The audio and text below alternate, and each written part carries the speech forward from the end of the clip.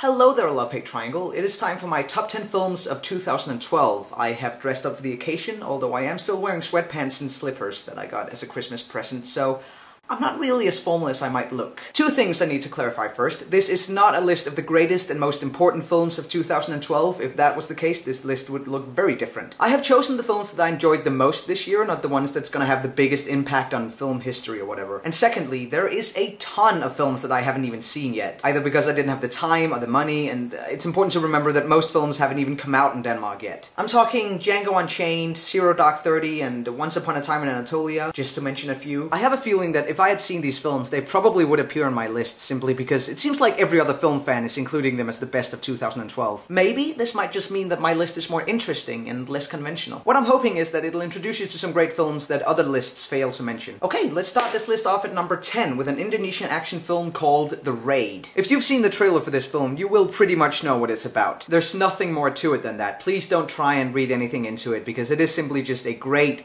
solid martial arts film. The best I've seen in a very long time. The premise is simple and easy to follow, and the fight sequences are phenomenal and well shot, which I think is very rare in most action films these days. However, you can't watch this film alone. You have to be with other people, and preferably a little bit drunk. At number 9, we have the biggest surprise on my list. It is 21 Jump Street.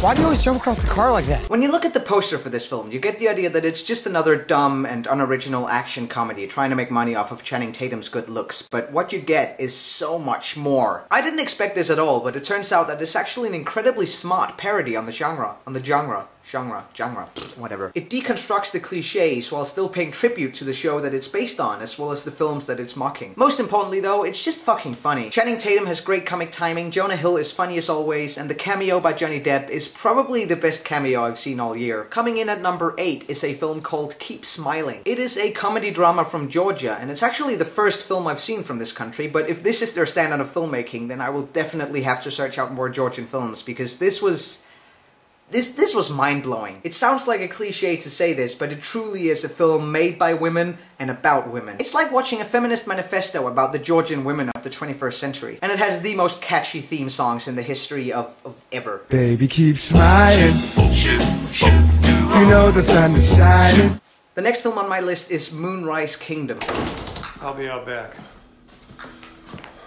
I'm going to find a tree to chop down. I'm very new to the world of Wes Anderson, so I only had a vague idea of what to expect, but this film made me fall in love with the director. It's essentially a very smart and stylish children's story, but it incorporates some very adult themes like the loss of innocence, adultery, loneliness, and love. It's a beautiful film that I can't wait to watch again, because the more I think about it, the better it gets. Number 6 on my list is Paul Thomas Anderson's The Master. We all knew that this film was gonna make my list one way or another, because it's perfect for wannabe film critics like myself. I'm a big fan of Paul Thomas Anderson's work, and although this is his least accessible film, and I'm still not even sure what it's about, I was completely mesmerized for the 2.5 hours the film lasts. It has probably the most powerful performance of the year by Phoenix, and I think this film will be seen as another modern masterpiece, the same way that There Will Be Blood is regarded now. Okay, the next film on my list is Take This Waltz. I think most people will agree that Sarah Polley's second feature is a very solid film, but not good enough to make anyone's top 10 list. I think the reason I'm so in love with this film is because when I saw it, I was going through some pretty tough relationship troubles, which eventually ended with my ex and I breaking up. And seeing that this film is all about the deterioration of a once beautiful marriage,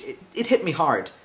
It hit me really hard. I'll even go as far as to say that Take This Waltz is the film that had the biggest emotional impact on me this year. At number 4, we have the only Hollywood summer blockbuster on my list, and it is, obviously, The Avengers. Dr. Banner, your work is unparalleled, and I'm a huge fan of the way you lose control and turn into an enormous green rage monster. Do I even need to explain why this film is on my list? The Avengers is pretty much the definition of awesome. It's the perfect superhero film. It's funny, it's silly, and it's colorful, but it's not campy like the Fantastic Four and similar films because it still takes itself seriously enough to treat its characters like actual people. My third favorite film of 2012 is Beasts of the Southern Wild, and I've already done a review of that film, so there's no reason to get into it. If you want to watch that film, you should click on the link in my pants, and we are going to move on to my second favorite film of the year. This is getting really exciting. I'm doing a little happy dance now. No, I'm not. That's kind of weird. Okay, this is the second film on my list that I saw at the Venice Film Festival, the other one being Keep Smiling. This is a Belgian film called La Cinquième Saison, that's supposed to be French for the 5th season. I've had French for 6 years and I still can't pronounce things properly. It's an art house film directed by the filmmaking team Peter Brosens and Jessica Woodworth. It is one of the most cinematically beautiful films I have ever seen, not just in 2012, but in my entire life. The cinematography is in fact so stunning that it often distracts you from the narrative, which is otherwise surprisingly accessible considering how artsy and surreal the film actually is. It's an apocalyptic film about nature versus man, and although I'm sure it will alienate most audiences, there is absolutely no reason not to watch this film if you get a chance to, because it's good. It's really, really good. Le reste est sweet.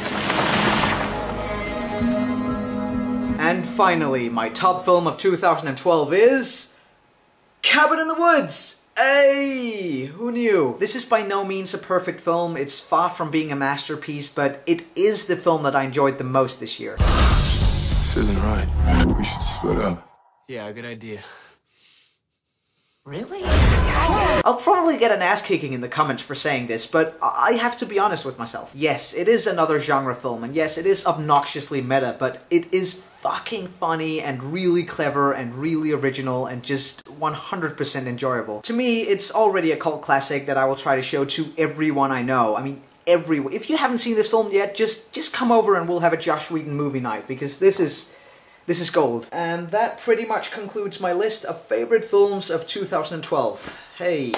I've made a playlist of trailers for all the films I've mentioned if you want to check them out. And if you just can't get enough of films, I've made another playlist with 10 honorable mentions. That's 10 great films that I'm really sad to leave out of my top 10. So if there's a film you feel like I should have mentioned, then maybe you should check that list first, and if it's not on there, then maybe I just didn't like it that much. Or maybe, this is more likely, I just haven't seen it yet. Jake, Emma, I'm looking forward to seeing your lists of your favorite albums and books of 2012. And that's really it. You will not see me again for a very long time because I am going to film school. Not right now, but in a week and a half. And I won't really have time to make any YouTube videos for about 5 months. You can't tell that to my subscribers on my main channel because they'll be sad.